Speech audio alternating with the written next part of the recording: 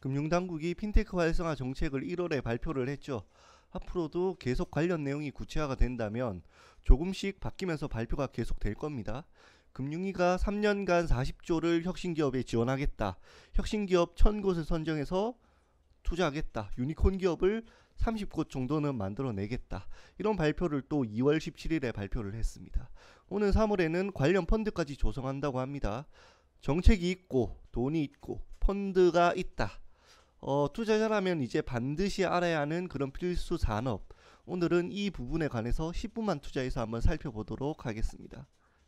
앞서 핀테크는 뭐냐? 파이낸스와 테크놀로지를 합친 단어입니다. 요 정도는 나도 알지 라고 생각하시는 분들이 많을 겁니다. 그런데 막상 어떤 게 있지? 라고 물어보면 카카오페이, 인터넷 은행 정도 말씀하시는 분들이 대부분일 것입니다. 핀테크가 뭐라고 했죠? 금융과 기술. 쉽게 말하면은 돈에 관련한 것이 기술과 만나면 모두 다 핀테크의 영역이다. 이렇게 보면 됩니다. 카카오페이, 삼성페이, 네이버페이, 페이코 이런 간편 결제 시스템부터 비금융 회사를 통해 자금 대출이 일어나는 P2P나 크라우드 펀딩, 또 알고리즘을 활용해서 자산을 운용한다고 하는 로보 어드바이저. 옛날에는 주식하는 AI 이런 식으로 표현을 많이 했는데 요즘은 조금 업계에서도 양심의 가책을 조금 느꼈는지 알고리즘이란 표현으로 조금 바꿔서 로보 어드바이저 이런 말을 더 많이 쓰죠. 또 보험과 기술이 합쳐진 인슈어테크 이런 것 모두가 핀테크다 이렇게 생각하시면 됩니다. 이 부분에 관해서는 이제 이해를 하고 공부가 필요한 분야가 되었습니다.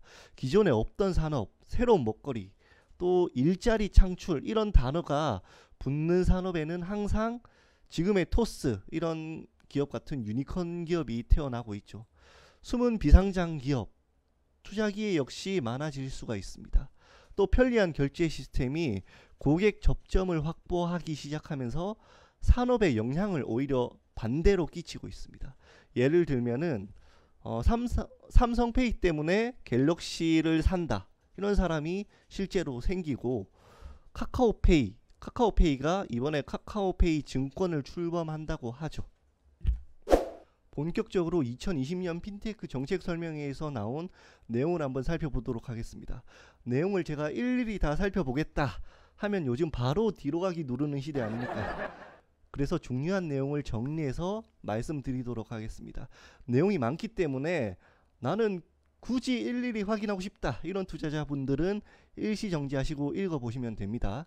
벌써부터 지겨워서 화가 나신 분들을 위해서 요약을 하자면 이런 내용입니다.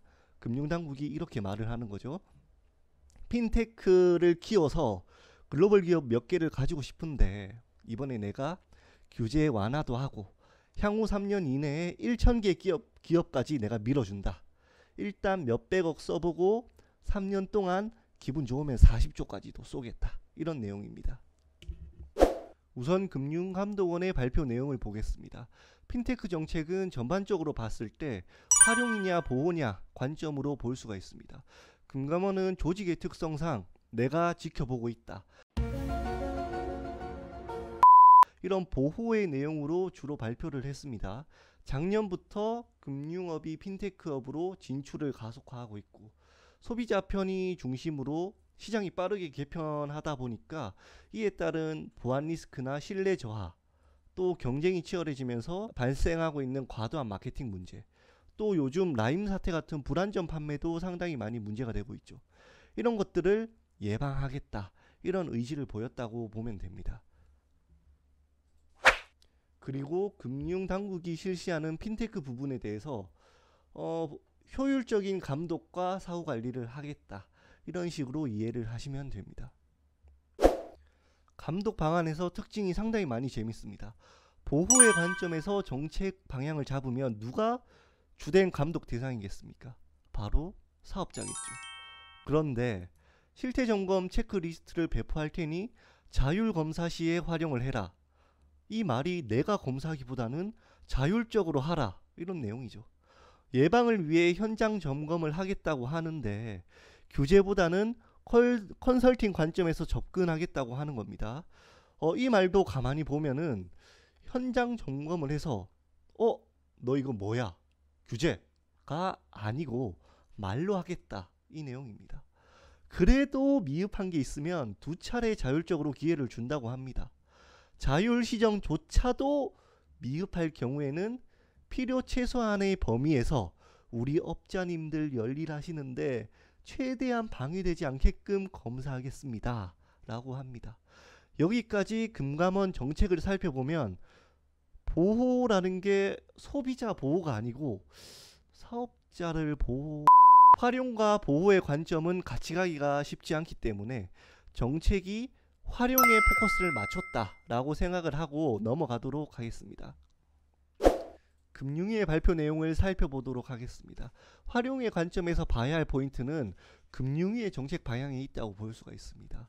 첫 번째로 금융 규제와 샌드박스 측면에서 보면 기존의 샌드박스를 조금 보수적 금융에서 도전적이고 개방적 금융으로 변화하겠다, 이런 의지를 보여줍니다. 세부사항 3가지를 살펴보면 1번 혁신적 금융 서비스에 대해서 규제 면제를 해주겠다. 특례 적용을 2년까지 해주고 필요하면 2년 더 해주겠다라고 합니다. 주요 심사 기준이 상당히 조금 주관적이긴 한데 혁신성, 기존의 금융 서비스와 비교해서 얼마나 혁신적인지, 또 소비자 편익 부분, 소비자 편익이 얼마나 더 증진이 되는지, 또 안정성, 기존의 금융 질서를 얼마나 이 안정성을 저해시킬 우려가 있는지, 이 부분을 평가해서 특례 적용을 2년, 추가적으로 또 2년 더 해준다고 합니다. 또 2번 금융회사와 핀테크 간 본질적 업무가 위수탁이 가능해진다라고 합니다. 사실상 이 본질적 업무란 게 은행 같은 경우에는 뭐 예금 적금, 뭐 수입, 유가증권 발행, 또 보험 같은 경우에는 보험의 인수, 뭐 심사, 뭐 결정, 증권사는 뭐 투자 매매, 뭐 중개, 계약 체결, 뭐 이런 게 있겠죠. 이런 고유의 업무에 관해서는 본질적으로 위수탁이 불가능한 내용인데 이 샌드박스를 통해서 가능하다라고 하니 어쩌면 기존의 금융사들도 핀테크로 진출해라, 이런 의미가 있을 수도 있겠죠.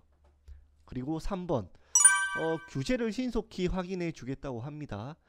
사업자 같은 경우에 법령의 이제 적용 여부, 이런 부분을 확인을 위해서 금융위에 연락을 하게 되면 금융위는 30일 이내에 타행정기관으로부터 확인을 다 하고 답변해 주겠다, 원스톱 서비스를 하겠다라고 합니다. 참고로 제 경험상 금융위나 금감원이 법령상 며칠 이내, 30일 이내, 이런 식으로 적혀있는 모든 법규는 이내로 해준 적이 정말 단 한 번도 없었습니다. 정말 30일 이내라고 하면 30일에 해주는 게 거의 대부분입니다.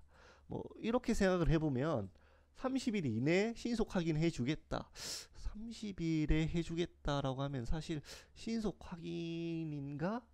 뭐 이런 생각이 들기도 하지만 어쨌든 타 부처의 법령까지 확인해서 원스톱 서비스 해주겠다고 하니 의미 있는 부분이라고 생각을 합니다. 두 번째로 스케일업 측면에서 발표 내용은 전년 대비 돈을 더 쓰겠다입니다.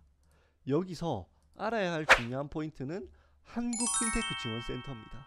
뭐 정책기관, 유관기관, 협회, 은행사, 보험사, 증권사, 이런 금융기관들이 제휴와 출자를 통해서 만들어진 게 바로 한국핀테크지원센터입니다. 오직 핀테크 지원을 위해서 만들어졌다, 이렇게 볼 수 있겠죠. 여기에서 산업 스케일을 위한 실질적인 지원책을 확인할 수 있기 때문에 꼭 한번 참고해 보시기 바랍니다. 세 번째, 신용정보법 개정에 관해서 살펴보도록 하겠습니다. 활용이냐 보호냐, 알맹이가 여기에 있다고 볼 수가 있겠죠. 데이터경제 3법이라고 들어보셨겠죠?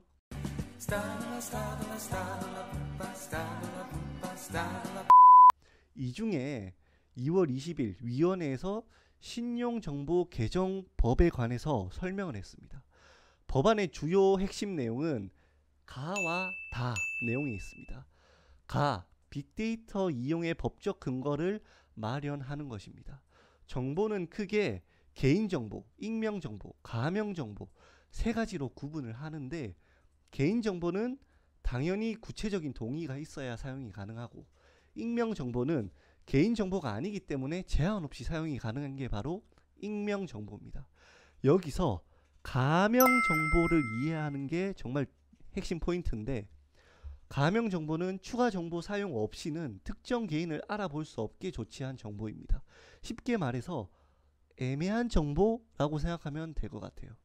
이 가명정보를 앞으로 통계나 연구 등 이 상업적 목적을 가지고도 이용할 수 있다, 이렇게 보시면 됩니다. 또 다는 뭐냐, 신용정보산업 규제 체계를 완화하고 정비하겠다입니다. 신용조회업 시비 같은 경우에 개인 시비, 사업자 시비, 기업 시비 등으로 구분을 하고 진입 규제 요건을 합리적으로 완화하겠다라고 합니다. 여기서 시비의 하나로 새롭게 신설되는 게 뭐 전기, 가스, 수도, 요금 이런 비금융 정보를 활용해서 신용을 평가하는 비금융 정보 전문 시비를 신설을 하겠다입니다. 만약에 이렇게 된다면 이제 금융 접근성이 제고가 되겠죠. 신용평가를 위한 데이터가 확충이 되기 때문에 기존 1100만 명 이상 사람들의 신용 정보, 신용 수준이 상승할 거다, 이렇게 예상을 하고 있습니다. 여기까지 금융위 정책의 방향을 정리를 한번 해보면, 기존의 전통의 금융사들은 계속 이렇게 말을 했습니다. 아, 형님 너무 핀테크만 띄워주는 거 아닙니까? 너무 핀테크만 밀어주는 거 아닙니까? 여기에 대해서 금융당국이 답변을 한 것이 아니냐, 이렇게 생각이 됩니다. 이제 금융당국이 개나 소나 뛰어들어 누구든지 시장 안착을 위해서 열심히만 하면 도와주겠다, 이런 의미로 보면 될 것 같습니다. 마지막으로 한국거래소의 정책 방향을 살펴보도록 하겠습니다. 한국거래소는 코스닥의 혁신적 기업을 상장시키기 위해서 다양한 상장 트랙을 구비하고 있죠. 성장성, 테슬라, 기술특례 등이 있죠. 그런데 지금 핀테크 기업을 상장시키려고 하니 기존의 특례 요건에 끼워 맞추는 게 쉽지 않다, 이겁니다. 기존의 기술특례로 상장하는 게 그나마 제일 괜찮아 보이긴 한데, 기존의 기술성 평가의 잣대 자체가 다른 사람이 접근하기 어려운 기술, 그러니까 모방 난이도가 높다거나 권리 보호가 정말 잘 돼 있다거나 이런 기준이 핵심이었습니다. 그렇다 보니까 제약이나 바이오 기업의 특례라고 불리기도 했죠. 이 기준이 잘 안 맞는다, 이겁니다. 그래서 평가 기준을 새롭게 만든 게 사업 모델 특례 상장이라고 해서 만들겠다, 이겁니다. 평가의 핵심 잣대는 시장 선점 능력이 뛰어나고 고객 수요 만족도가 뛰어나느냐입니다. 전형적인 이 핀테크나 뭐 소셜 커머스, 공유 플랫폼 이런 기업들이죠. 세부 내용을 한번 살펴보면은 질적 요건을 낮추겠다. 기존 기술 특례 요건도 질적 요건이 상당히 많이 낮죠. 자기 자본 10억, 시총 90억 정도만 되면 충분한 요건이었습니다. 아마 이 사업 모델 특례 상장 역시 이 기술 특례 요건과 질적 요건이 비슷하지 않겠나, 이렇게 생각을 하고 있습니다. 평가 기간 역시 기존의 기술 특례를 평가하던 기관과 상당히 많이 다릅니다. 한국인터넷진흥원, 정보통신정책연구원, 금융보안원 이런 기업들, 회사들, 이런 정책기관들이 혁신금융서비스 평가를 위해서 진행을 한다, 입니다. 참고로 이 평가기관은 앞으로도 계속 늘어날 것이라고 봅니다. 이런 사업 모델을 평가할 때 이 핵심 항목이 또 약간 주관적이긴 한데, 매력, 타당성, 시장의 우위도, 또 경쟁력, 이 네 가지 항목을 본다고 합니다. 매력과 타당성은 뭘 본다는, 어찌되었든 한국거래소도 핀테크의 자본 조달을 위해서 상장 조건을 완화한다라고 생각을 하시면 됩니다. 여기까지 핀테크 지원 정책을 정리해 봤습니다. 핀테크는 이 추가적인 유니콘 비상장 기업이 나올 수 있는 충분히 여건이 잘 되어 있는 시장이기 때문에 앞으로도 투자 판단에 잘 참고하셨으면 좋겠습니다. 수고하셨습니다.